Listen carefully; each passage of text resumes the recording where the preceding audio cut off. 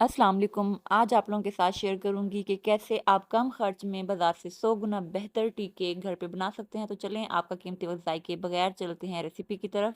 तो बस आपने वीडियो को स्किप नहीं करना, एंड तक वॉच करना है। तो जैसा कि आप देख सकते हैं, सबसे पहले मैंने यहाँ पे लिया है एक बाउल। इसमें शामिल करेंगे एक अंडा और इसके साथ ही इसमें शामिल करेंगे हाफ कप चीनी और दही यहाँ पे मैंने फ्रेश लिया है जो कि है 1/4 कप।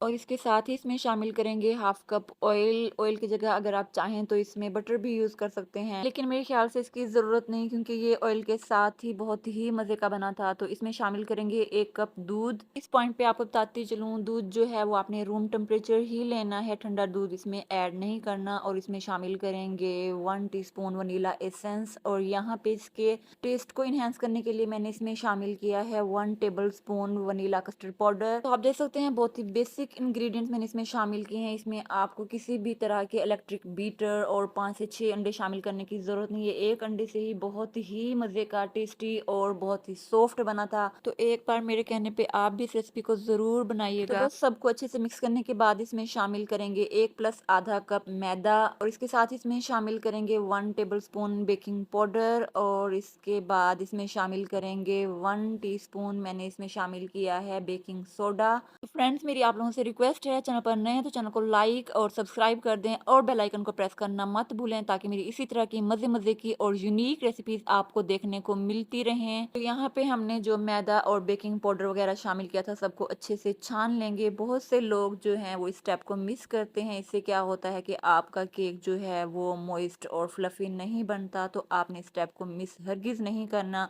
तो यहाँ पे बारी आती है मिक्स करने की। तो आपने अच्छे से मिक्स करना है, इसमें किसी भी तरह के लम्ब वगैरह नहीं होने चाहिए। और यहाँ पे इसकी कंसिस्टेंसी आप चेक कर सकते हैं। सेम इसी कंसिस्टेंसी से आपने इसे बनाना है। जो मेजरमेंट मैंने आपको बताई है, सेम यही मेजरमेंट होनी चाहिए आपकी। तो आपका केक जो है वो इंशाल्लाह बहुत ही परफेक्ट और फ्लफी बनेगा। यहाँ पे मैंने लिया है 6 से 7 इंच का केक मोल्ड। इससे ऑयल से अच्छे से ग्रीस करेंगे। ऑयल से अच्छे से ग्रीस करने के बाद आपने यूज करना है बटर पेपर। बटर पेपर को भी ऑयल से आपने अच्छे से ग्रीस करना है और इसके कॉर्नर वगैरह जो है वो भी अच्छे से आपने ऑयल से ग्रीस कर लेना है। और यहाँ पे जो हमारा तैयार किया हुआ बैटर था, इसे शामिल करेंगे और इसे कर लेंगे अच्छे से टैप, ताकि इसमें किसी भी तरह के कोई बबल्स वगैरह ना रहें। फ्रेंड्स, मेरा मिशन है कि मैं आप लोगों के साथ अच्छे से अच्छी और यूनिक रेसिपी शेयर करूं। तो बस आपने इसके लिए करना है वीडियो को लाइक और चैनल को सब्सक्राइब।